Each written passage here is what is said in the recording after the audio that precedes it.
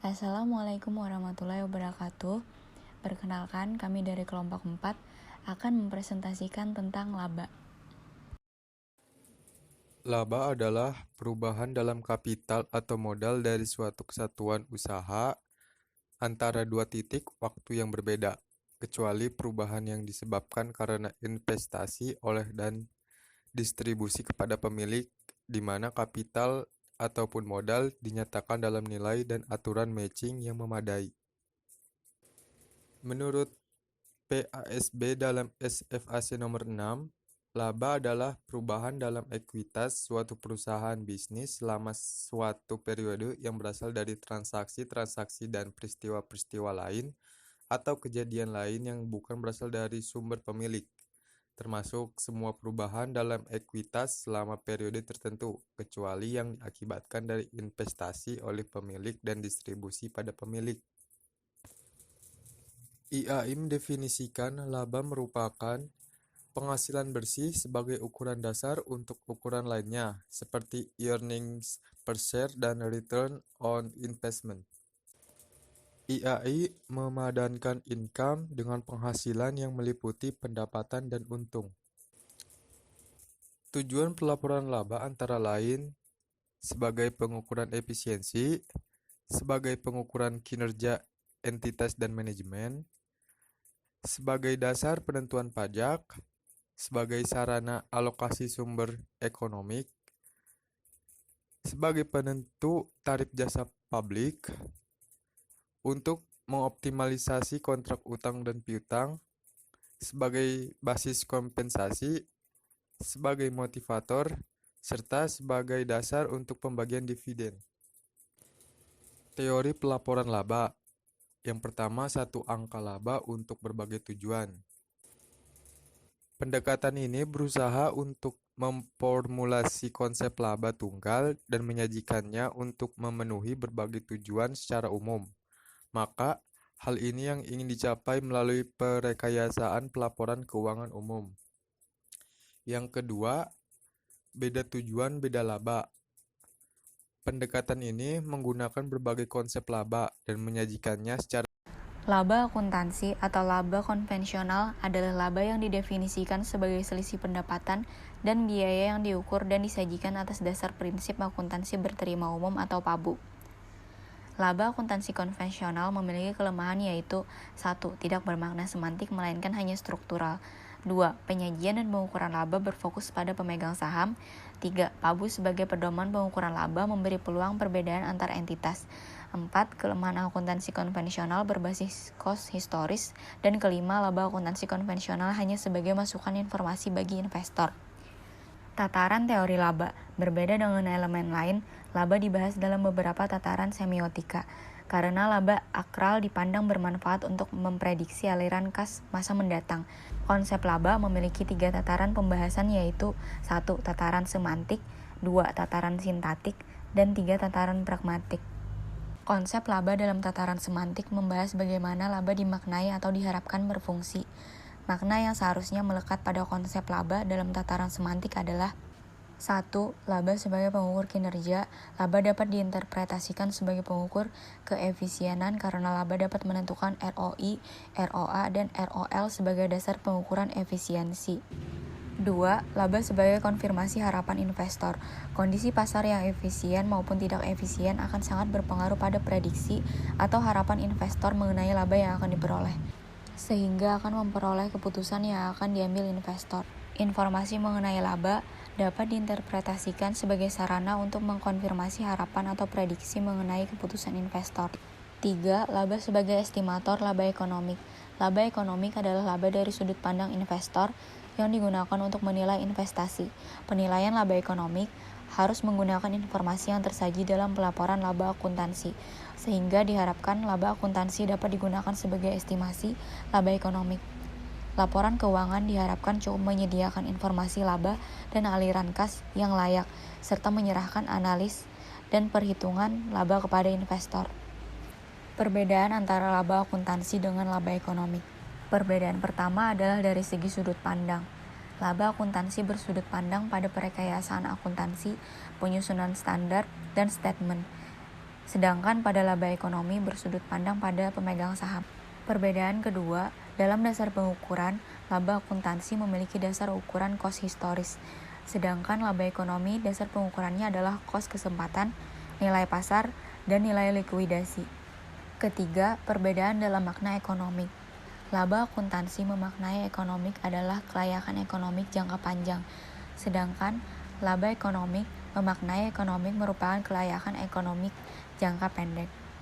Keempat, makna depresiasi menurut laba akuntansi adalah alokasi kos, sedangkan menurut laba ekonomik adalah penurunan nilai ekonomik. Kelima, perbedaan unit pengukur. Laba akuntansi memiliki unit pengukur berupa rupiah atau nominal, sedangkan laba ekonomik menggunakan daya beli dalam unit pengukur. Perbedaan keenam, sasaran pengukuran laba akuntansi adalah laba berupa uang atau nominal, dan laba ekonomik berupa laba real. Ketujuh, perbedaan dalam konsep pelandas. Laba akuntansi berlandaskan kontinuitas dan akrual, sedangkan laba ekonomik berlandaskan likuidasi dan nilai tunai. 8. Perbedaan dalam fungsi aset. Pada laba akuntansi, fungsi aset adalah sisa potensi jasa, sedangkan laba ekonomik, fungsi aset berupa simpanan atau sediaan nilai. Pada pembahasan yang selanjutnya ini, saya akan membahas mengenai makna laba, laba versus kapital, dan definisi umum, formal, dan sematik. Yang pertama, makna laba. Laba dimaknai sebagai imbalan atas upaya perusahaan dalam menghasilkan barang dan jasa. Hal ini berarti bahwa laba merupakan kelebihan pendapatan di atas biaya. Dari berbagai pengertian laba yang kita lihat, maka dapat disimpulkan bahwa laba secara konseptual memiliki karakteristik umum. Karakteristik yang pertama yaitu kenaikan kemakmuran yang dimiliki atau dikuasai suatu entitas. Entitas ini dapat berupa perorangan, kelompok, badan, lembaga, ataupun perusahaan. Yang kedua, perubahan terjadi dalam suatu kurun waktu sehingga harus diidentifikasi kemakmuran awal dan kemakmuran akhir. Yang ketiga, perubahan dapat dinikmati, didistribusi, atau ditarik oleh entitas yang menguasai kemakmuran asalkan kemakmuran awal dipertahankan. Yang kedua, laba versus kapital. Istilah kapital diserap menjadi kapital untuk membedakannya dengan modal yang telah digunakan sebagai padan kata equity. Kapital lebih generik daripada modal. Modal adalah kapital dari sudut pandang pemegang saham. Definisi umum, formal, dan sematik. Tambahan kemampuan ekonomik yang ditandai dengan kenaikan kapital dalam suatu periode yang berasal dari kegiatan produktif dalam arti luas yang dapat dikonsumsi atau ditarik oleh entitas, penguasa atau pemilik kapital tanpa mengurangi kemampuan ekonomi kapital mula-mula atau awal periode. Kapital dalam konteks laba akuntansi. Di sini dapat kita lihat sebuah tabel yang berisikan 3 kolom, yakni aset, kewajiban, dan ekuitas. Masing-masing kolom ini mempunyai kapitalnya masing-masing. Sebagai contoh, aset merupakan kapital bagi badan usaha atau manajemen yang menguasai sumber ekonomi, dalam artian ini fisik atau finansial, untuk dikelola secara produktif. Dan juga kewajiban memiliki kapitalnya sendiri, yakni bagi pihak yang mempunyai atau menguasai klaim yang ditandai dengan sertifikat utang, misalnya obligasi. Yang berikut, ekuitas, kapital bagi pihak yang mempunyai atau menguasai klaim ditandai dengan sertifikat saham. Yang berikut, konsep pemertahanan kapital. Konsep penting dalam pemaknaan laba secara sintaktik. Di sini dia memiliki 5 karakteristik. Yang pertama, kembalian atas investasi, pengembalian investasi. Yang kedua, transaksi operasi, transaksi modal, yakni dengan pemilik. Yang ketiga, pembatasan distribusi ke pemilik dalam rangka mempertahankan kapital mula-mula.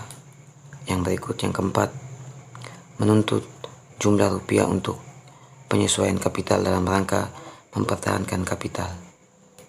Yang kelima, penerapan pendekatan aset kewajiban dalam penilaian. Yang berikut, visualisasi konsep pemertahanan kapital. Di sini kita bisa melihat sebuah gambar grafik yang menjelaskan tentang visualisasi konsep pemertahanan kapital. Kemudian kita lanjut kepada konsep laba dalam tataran sintaktik.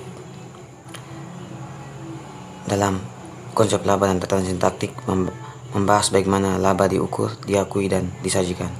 Yakni yang pertama, pendekatan transaksi, pendekatan kegiatan, dan juga yang terakhir, pendekatan pemertahanan kapital. Pembahasan selanjutnya yaitu mengenai beberapa masalah teoritis yang berhubungan dengan tataran sintaktik. Yang pertama adalah pendekatan transaksi dan kegiatan setara dengan konsep realisasi dan penghimpunan dalam pendapatan. Jadi, maksudnya di sini itu ketika kita menghitung laba, pada saat itu kita sebenarnya juga sedang melakukan penentuan atau pengakuan pendapatan dan pengakuan biaya.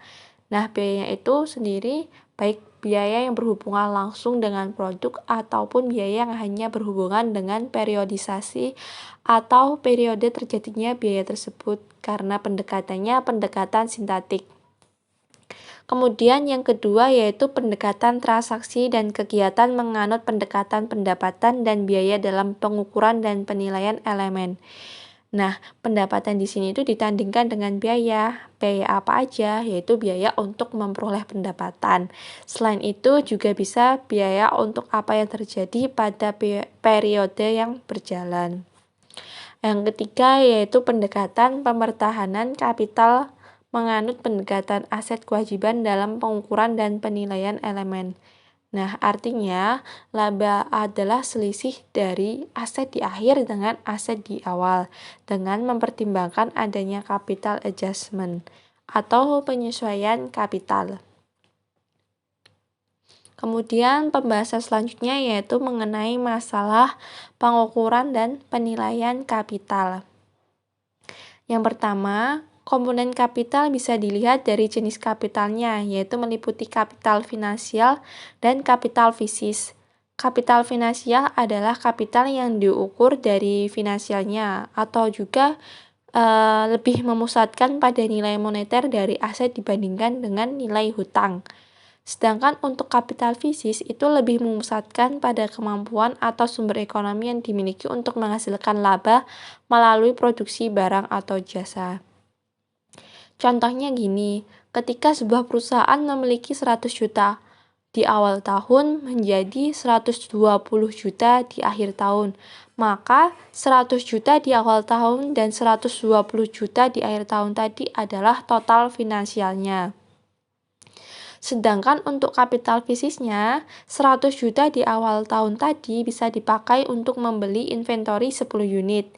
Dan 120 juta di akhir tahun juga bisa dipakai untuk membeli 10 unit inventory. Maka dari 10 unit inventory di awal tahun tadi dan 10 unit di akhir tahun disebut dengan kapital fisis. Yang kedua yaitu skala pengukuran. Skala pengukuran ini bisa menggunakan skala nominal dan daya beli. Skala nominal merupakan satuan rupiah yang tertera dan terjadi tanpa memperhatikan perubahan daya beli dengan berjalannya waktu akibat perubahan kondisi ekonomi. Sedangkan untuk skala daya beli itu sendiri merupakan skala untuk mengatasi kelemahan skala nominal.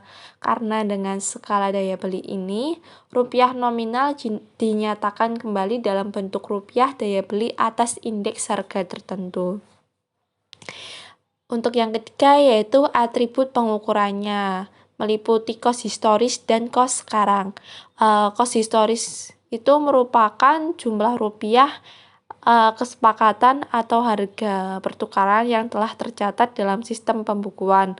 Sedangkan untuk kos sekarang atau juga bisa disebut dengan kos pengganti merupakan kos yang menunjukkan jumlah rupiah harga pertukaran atau kesepakatan yang diperlukan sekarang untuk memperoleh aset yang sama jenisnya atau penggantinya setara atau juga bisa disebut dengan ekuivalen.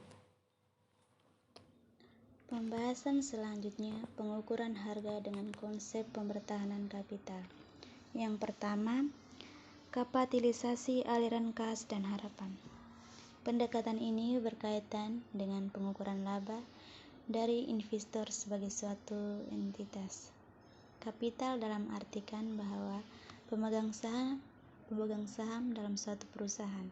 Dalam hal ini, konsep laba yang digunakan adalah konsep laba ekonomik yang dapat digunakan untuk menentukan nilai kapitalisasi, nilai diskonan, atau nilai sekarang.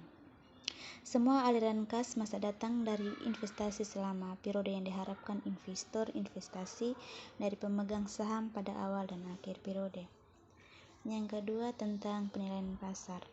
Dalam hal ini, kapital dipandang sebagai kapital finansial dan merupakan alternatif kapitalisasi aliran kas yang diukur atas jumlah uang yang investor bayarkan untuk seluruh kekayaan perusahaan dikurangi seluruh kewajiban. Yang ketiga, setara kas sekarang. Kas adalah alat pembayaran yang siap dan bebas dipergunakan untuk membiayai kegiatan umum perusahaan. Siap berarti perusahaan harus menyediakan kas yang cukup untuk membiayai pengeluaran perusahaan yang tak terduga. Sedangkan bebas berarti perusahaan bebas menggunakan kas untuk biaya yang dikeluarkan perusahaan. Kas juga merupakan aktiva yang paling likuid. Likuiditas perusahaan merupakan informasi yang penting bagi para pembaca atau pemakai lapor keuangan untuk pengambilan keputusan ekonomi. Yang keempat, harga masukan historis merupakan rupiah kesepakatan atau harga pertukaran yang telah tercatat dalam sistem pembukuan. Harga perolehan dalam mencatat aktiva, utang, modal, dan biaya. Yang dimaksud dengan harga perolehan adalah harga pertukaran yang disetujui oleh kedua belah pihak yang bersangkutan dalam transaksi. Yang kelima, harga masukan sekarang. Perbedaan penilaian ini dengan harga masukan historis adalah pendekatan ini menilai komponen-komponen kapital awal dan akhir dengan kas masukan sekarang atau kas pengganti pada saat itu.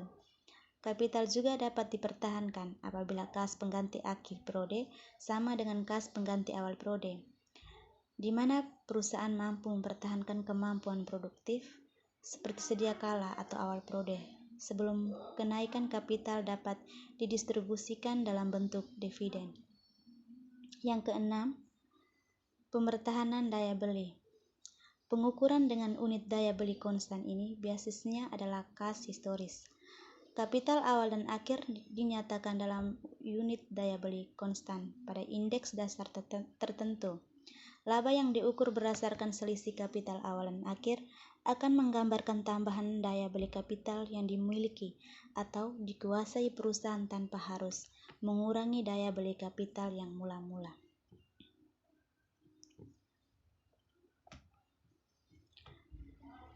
Pembahasan selanjutnya tentang konsep laba dalam tataan pragmatik.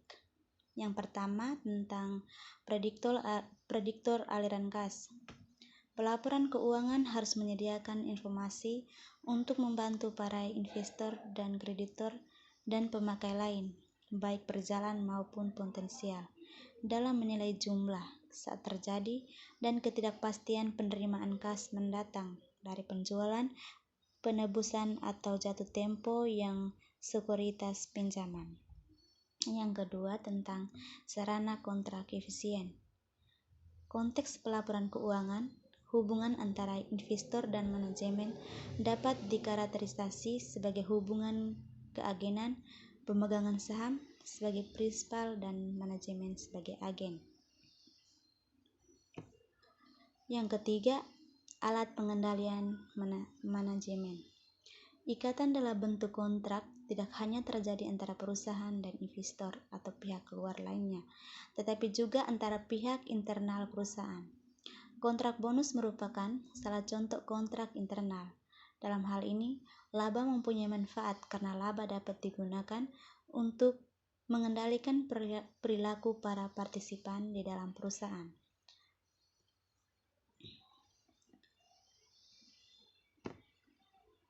Yang keempat, tentang kandungan informasi laba dalam teori pasar efisien. Efisiensi pasar harus dikaitkan dengan sistem informasi, yaitu mekanisme menyediakan informasi dengan segala regulasi yang berlaku dalam lingkup berprestasi pasar modal. Sistem informasi menghasilkan himpunan informasi bagi para pelaku untuk menentukan harga saham. Pasar dikatakan efisien dalam kaitan dengan informasi atau signal tertentu hanya jika harga saham berperilaku seakan-akan semua perilaku pasar menangkap signal tersebut dan segera merevisi harga saham harapannya.